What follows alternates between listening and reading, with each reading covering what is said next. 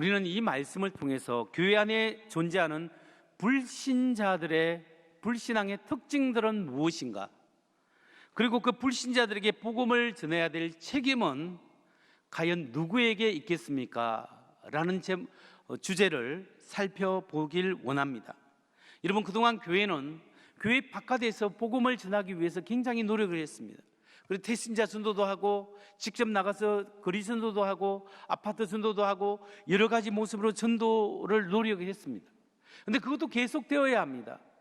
그렇지만 오늘 사실 교회 안에서 예배 드리는 사람들 중에서도 아직도 예수 믿지 않는 사람이 있다라는 사실입니다. 예수를 믿는 것 같지만 정말로 예수를 나의 주 나의 하나님으로 고백하고 그렇게 헌신하는 사람이 없다면 오늘 말씀을 통하여 주님 앞에 들어와야 한다는 사실입니다. 이렇게 교회 안에 있는 불신자는 오늘날만 있는 것이 아니라 사실은 초기 교회 때, 초대 교회 때부터 있었다라는 겁니다. 여러분, 야고보 사도는 결론적으로 교회 안에 있는 불신자들에게 복음을 전거해야 한다, 이렇게 강조하고 있는 겁니다. 그렇다면 여러분, 교회 안에 있는 구원받지 못한 불신자들의 특징은 과연 무엇일까요? 교회 안에 있는 구원받지 못한 사람들의 특징이 어떻게 나타나는가? 불신자의 특징은 뭐냐면 진리를 받아들이지 않고 그릇된 길로 간다는 사실입니다. 하나님의 말씀의 진리를 그대로 받아들이지 않고 말씀의 진리가 없기 때문에 엉뚱하고 비도덕적인 삶을 계속적으로 살아간다는 것이 바로 교회 안의 불신자들의 특징입니다. 오늘 야고보 사도는 교회 안에 있는 불신자들은 진리를 떠나고 잘못된 삶을 계속적으로 살아간다는 것을 우리에게 말씀하고 있습니다. 야고보서 5장 19절 말씀을 보십시오. 나의 형제자매 여러분 가운데서 진리를 떠나 그릇된 길을 가는 사람이 있을 때 누구든지 그를 돌아서게 하는 사람은, 여러분 가운데서 교회 다니는 사람이, 야고보서의 서신을 읽는 사람들, 진리를 떠나 그릇된 길을 가는 사람이 있을 때, 여기 보면 진리를 떠나 그릇된 삶을 가는 사람이 있다라는 거예요. 여러분, 교회 안에 여전히 불신앙을 가진 사람이 있는데 그 사람의 특징이 뭐냐면 첫 번째, 진리를 떠난다는 거죠. 하나님의 말씀의 진리에서 벗어난다는 겁니다.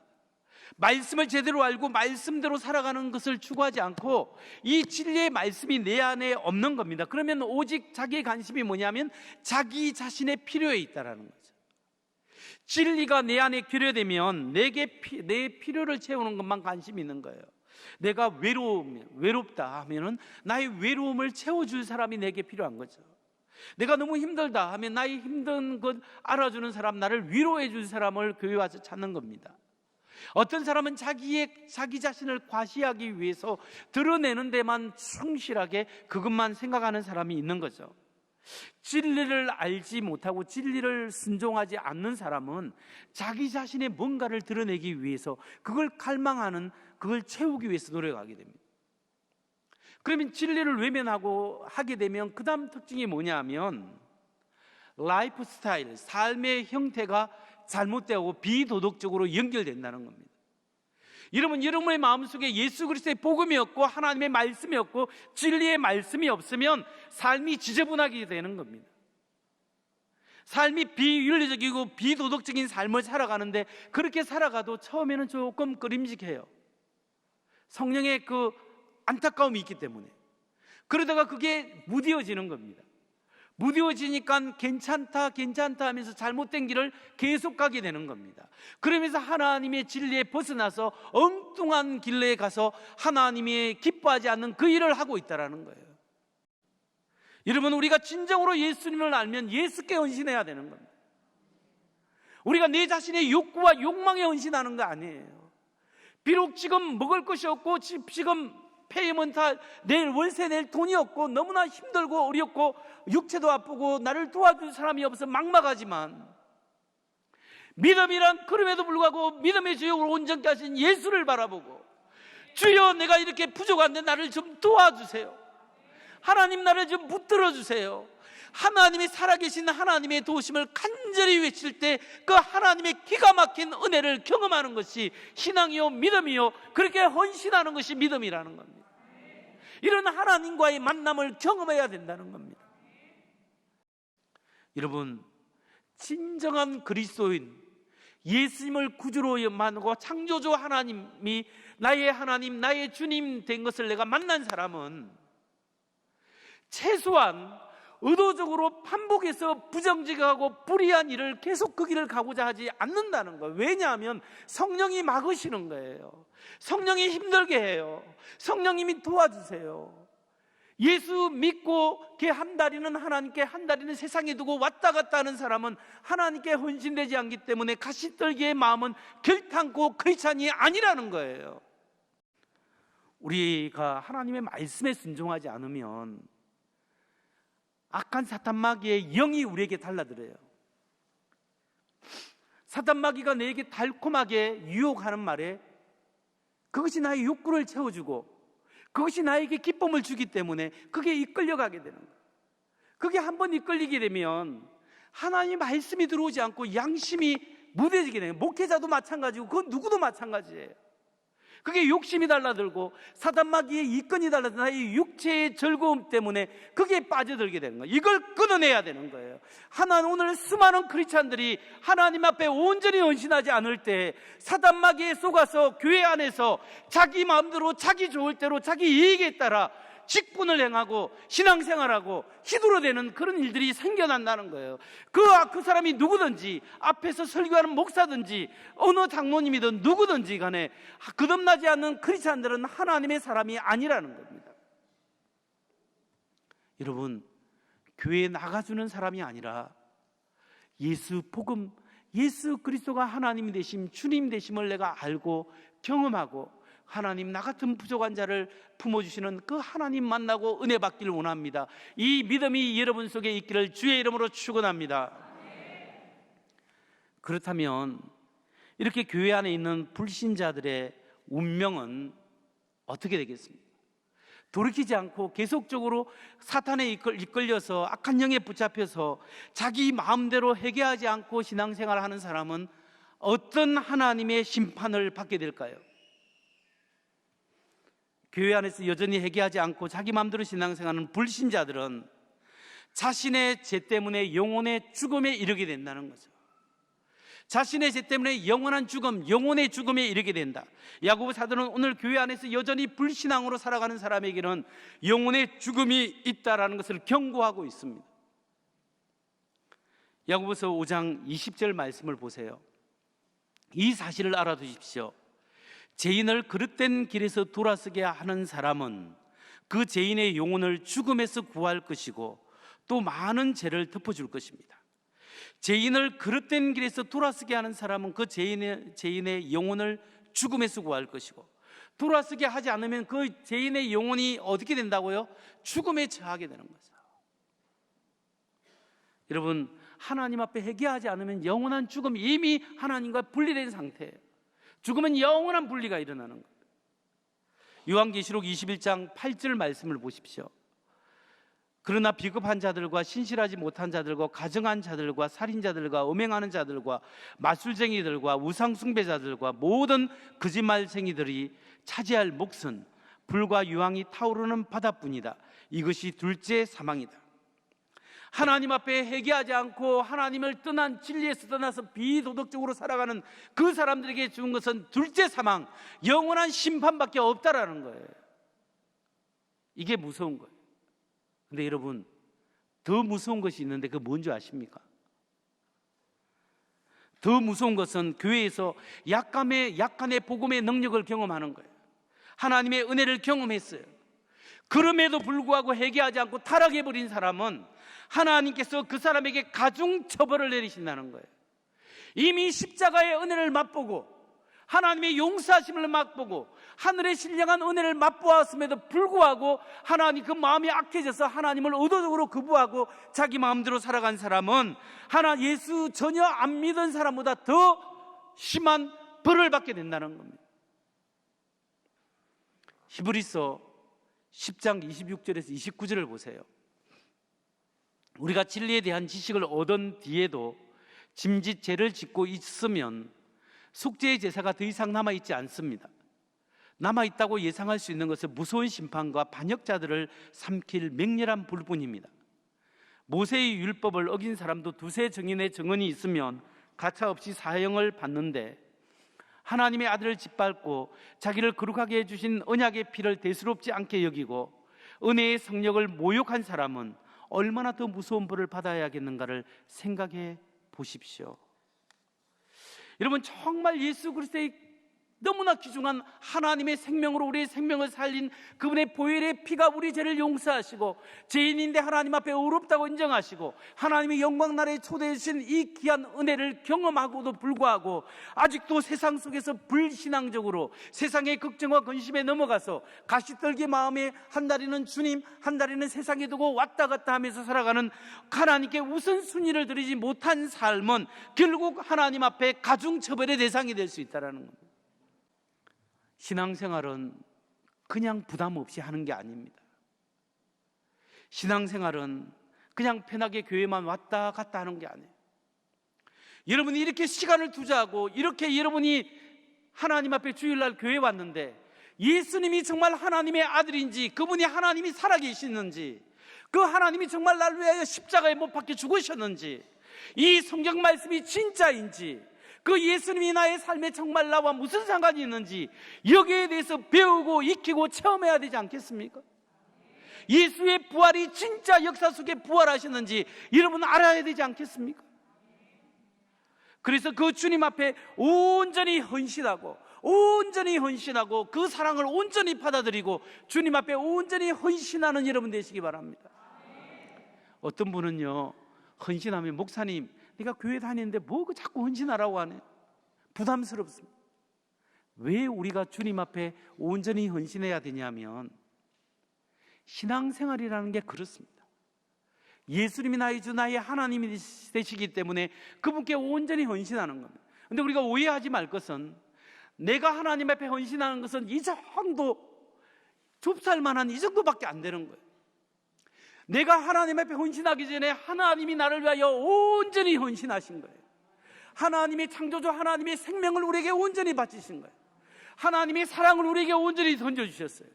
하나님의 엄청난 사랑으로 우리를 초대해 주신 거예요. 나의 기껏 같은 이만한 헌신으로 하나님의 이만한 사랑과 은혜와 은총을 받고 영원한 하나님의 나라의 축복을 받게 된 이 놀라운 사실을 믿으시기 바랍니다. 그렇다면 여러분, 교회 안에 불신자가 있고 안 돌아오면 하나님의 심판이 있는데 돌이켜야 되지 않아요? 그러면 교회 안에 있는 불신자들을 돌이켜야 하는 책임이 누구에게 주어졌을까요? 과연 누구를 통하여 교회 안에 있는 불신자들을 해결시키고 온전히 하나님의 사람으로 변화시키기를 원하시겠습니까? 그 세 번째 답은 교회 안에 있는 영적 책임은 모든 교회의 모든 공동체의 사람들에게 달려있다는 거예요. 우리 모두는 우리 옆에 있는 성도들이 주님 앞에 헌신되지 않으면 헌신하도록 서로 격려하고 서로 함께 가서 서로 자극해서 우리 하나님 앞에 함께 나아갈 수 있도록 그 하는 영적 책임이 우리 모두에게 있다는 거예요. 물론 이 대표인 목사에게도 있고 우리 장로님이 있고 우리 권사님들에게도 다 있습니다. 그러나 그럼에도 불구하고 오늘 야고보가 이야기하는 것은 누구든지 교회 안에서 누구든지 모든 그리스도인들은 하나님의 앞에 쓰임받을 일꾼으로 세움을 받았다라는 거예요. 야고보서 5장 19절 20절을 보십시오. 나의 형제 자매 여러분 가운데서 진리를 떠나 그릇된 길을 가는 사람이 있을 때 누구든지 그를 돌아서게 하는 사람은 이 사실을 알아두십시오. 죄인을 그릇된 길에서 돌아서게 하는 사람은 그 죄인의 영혼을 죽음에서 구할 것이고 또 많은 죄를 덮어줄 것입니다.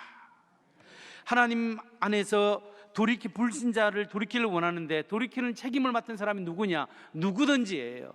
모든 그리스도인이에요. 그러니까 영적 책임이 목사에게도 있고 우리 교회 지도자들에게도 있지만 특별히 우리 모든 사람에게 있고 그리고 직분 맡은 사람에게 있는 거예요.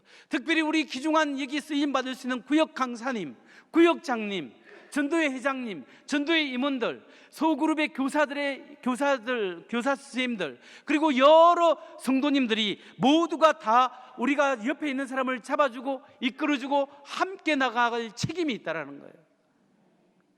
근데 참 감사한 것은 제가 지난 4년 반 동안 우리 교회 담임 목사로서 오면서 목회하면서 느낀 게 뭐냐면, 우리 교회 구역장님 중에, 우리 교회 강사님들 중에 정말 그렇게 신실하신 분이 있어요. 정말 자기 구역 식구들을 자기의 가족처럼 그렇게 돌보면서 전화하죠. 무슨 일이 있나, 기도점이 뭔가, 문자 보내지요. 성령 읽게 한다고 참여하라고 자꾸 조언하지요. 식사도 사주지요. 아프다면 뭐 맛있는 거 만들어가지고 막 갖다 주지요. 가만히 생각해 보세요. 왜, 사실은 남인데 왜 모르는 사람에게 식사도 해주고 전화도 하고 왜 관심을 기울이고, 무엇 때문에 그렇게 할까요? 그리스도의 사랑이, 하나님의 은혜와 사랑 때문에 이 성도가 함께 하나님의 은혜에 동참하기 위해서 그렇게 헌신하고 투자하는 그런 귀중한 성도님들, 그러한 구역장님, 그러한 구역 강사님이 너무나 많이 있다라는 거예요. 그게 하나님 앞에 우리가 올려드릴 찬양과 영광이라고 저는 그렇게 믿고 생각합니다. 여러분, 지난 2주 전에 제가 말씀 드렸을 때, 우리가 하나님의 기적을 경험할 수 있는 방법이 뭐냐? 우리가 함께 모여 통성으로 기도하는 거다. 구역에서, 전도회에서 함께 모여서 중보기도 하고, 모이면 뭐 다른 갯돈 이야기가 아니라 정말 모이면 하나님의 나라 이야기하고 기도하고 걱정건심을 기도로 바꾸고, 그래서 하나님 앞에 기도하고 공동체적인 기도를 통하여 서로가 서로를 세우고 만들어가고 하나님의 기적의 역사를 경험하게 되는 거예요. 여러분 해보세요. 각 구역에서 공동체적으로 기도하고, 병 낫기를 위해서 기도하고, 자녀를 위해서 기도하고, 하나님 나라를 위해서 기도해 보세요. 하나님이 반드시 역사하시고 인도하시는 줄 믿으시기 바랍니다. 여러분, 공동체적인 기도가 필요해요.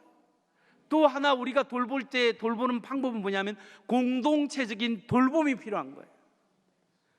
나 혼자만 신앙생활하는 게 아니라 우리 구역 식구, 전도회 식구, 옆에 사람이 공동체적으로, 집사님, 성도님 얼마나 힘드세요?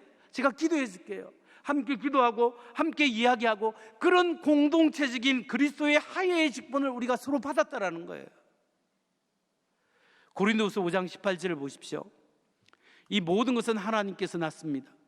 하나님께서는 그리스도를 내세우셔서 우리를 자기와 화해하게 하시고 또 우리에게 화해의 직분을 맡겨주셨습니다. 여러분, 하나님과 우리가 화해됐고, 우리가 서로가 서로를 향해서 화해할 뿐만 아니라 하나님 앞에 화해할 수 있도록 서로에게 은혜와 은총과 책임감을 하나님이 주셨다는 사실을 믿으시기 바랍니다. 함께 모여서 기도하십시오. 함께 관심을 갖고 서로 사랑하시고 서로 은혜를 나누시기 바랍니다. 그때 하나님께서 우리의 믿음이 약한 사람이 함께 믿음이 세워져서 우리 교회를 통하여 여기저기 기도의 불길이 일어나고, 여기저기 관심의 불길이 일어나고, 여기저기에서 하나님의 은혜가 넘쳐서 우리 교회가 하나님의 든든한 교회로 세워질 줄 믿습니다. 마지막으로, 우리가 이렇게 최선을 다해서 공동체적인 영적 책임을 다하면 하나님께서 뭐 해주시겠습니까? 네 번째로, 하나님께서 보상을 해 주신다는 겁니다. 우리가 이렇게 노력할 때 하나님께서 반드시 상급을 주시고 보너스까지 준다는 거예요. 다니엘서 12장 3절을 보세요. 지혜 있는 사람은 하늘의 밝은 빛처럼 빛날 것이요, 많은 사람을 옳은 길로 인도하는 사람은 별처럼 영원히 빛날 것이다. 별처럼 영원히 빛나는 축복이 있어요. 요한계시록 2장 10절 보십시오. 내가 죽도록 충성하라. 그리하면 내가 생명의 면류관을 내게 주리라. 같이 한번 읽을까요? 시작. 내가 죽도록 충성하라. 그리하면 내가 생명의 면류관을 내게 주리라. 아멘. 하나님이 우리에게 생명의 면류관을 주시는 거예요. 요한계시록 21장 6절 7절을 볼까요? 또 나에게 말씀하셨습니다. 다 이루었다. 나는 알파며 오메가 곧 처음이며 마지막이다. 목마른 사람에게는 내가 생명수 샘물을 그저 마시게 하겠다. 이기는 사람들은 이것을 상속받을 것이다. 나는 그의 하나님이 되고 그는 내 자녀가 될 것이다.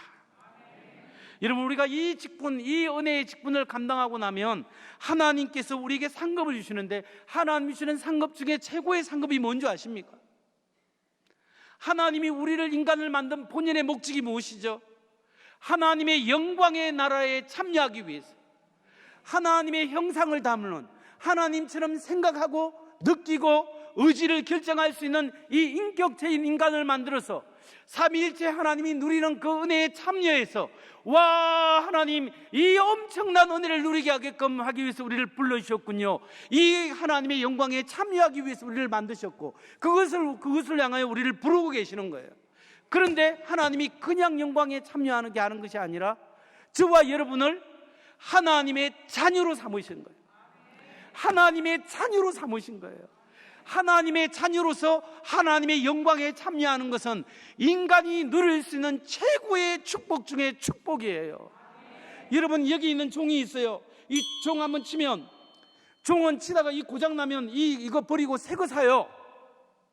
여러분의 자녀가 고장나고 여러분의 자녀가 병들고 어려우면 여러분 버리는 거예요? 못 버려요. 왜냐하면 내 자녀이기 때문에, 내 자식이기 때문에.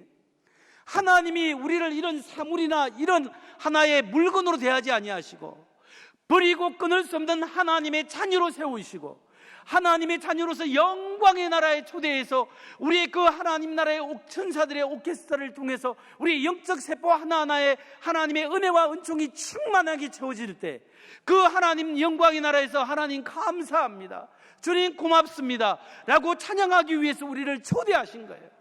그 하나님 나라에 가기 그날까지 오늘 이 땅에서 우리는 하나님 나라의 복음 속에 그 기쁨을 조금씩 맛보며 살아가야 합니다. 그 방법이 뭐냐면, 교회에 남아있는 불신자가 되지 말고 그리스도께 헌신하고 연약한 사람을 서로가 손을 손잡고 하나님 앞에 나아가서 하나님의 은혜에 함께 나아가서 칭찬받는 우리 모두가 되기를 바랍니다. 이 말씀하고 마칩니다. 어저께 생각이 나서 마지막으로 말씀드리는데, 강진모 집사님이 청주 아트홀에서 독창회가 있었어요.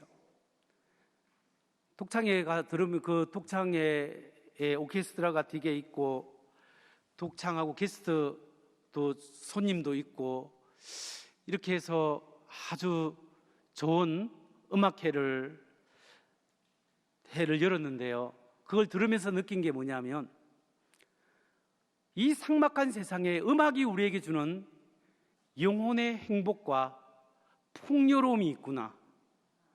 여러분, 우리가 이 코로나 때에서 어떻게 하면 먹고 살 것인가, 여기에 초점을 맞춰고 어떻게 내 문제를 해결할 것인가, 여기에 초점 맞췄는데, 음악이라는 것이 사람에게 다른 한 정서의 마음의 여유를 제공하는 하나의 키가 되고 공간을 제공해주고 정서의 안정과 행복을 주는구나를 느끼게 된 거예요.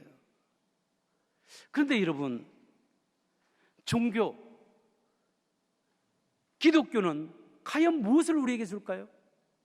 이 과학시대, 무엇이 효과적이고 어떻게 하면 더 많이 이루고 어떻게 하면 더 효용적으로 뭔가를 만들어낼 수 있을까라고 생각하는 기술 과학시대에 종교는 과연 무슨 의미가 여러분에게 있습니까? 기독교는 빵을 만들어주지 않습니다. 그러나 기독교, 참된 진리를 가진 종교, 기독교는 빵을 만들어내는 사람에게 격려와 용기를 주는 겁니다. 그 사람의 어려움과 아픔 속에서 그것을 딛고 일어나서 더 많은 기술을 개발하고 더 많은 사람에게 유용을 끼칠 수 있는 용기를 주고 삶의 의미를 주고 희망을 주고 영생을 준다는 사실입니다.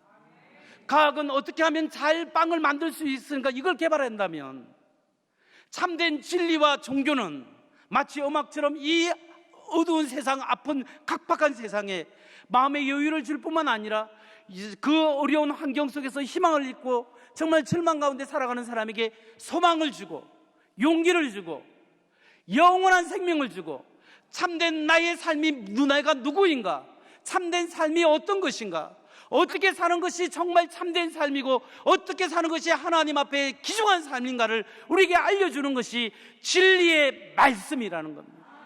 우리가 이 진리의 말씀을 경험하기 위해서는 하나님의 임재가 있어야 돼요. 이 예배 시간에 여러분 그냥 왔다 갔다 하는 것이 아니라 성령께서 여러분의 마음을 깨우고 성령께서 여러분의 영혼을 깨우고 성령의 임재하심의 터치가 있어서 이 어두운 마음이 달라지고 이 암울한 마음이 새롭게 하나님의 은혜로 밝아지는 놀라운 은혜가 여러분에게 있기를 주의 이름으로 축원합니다.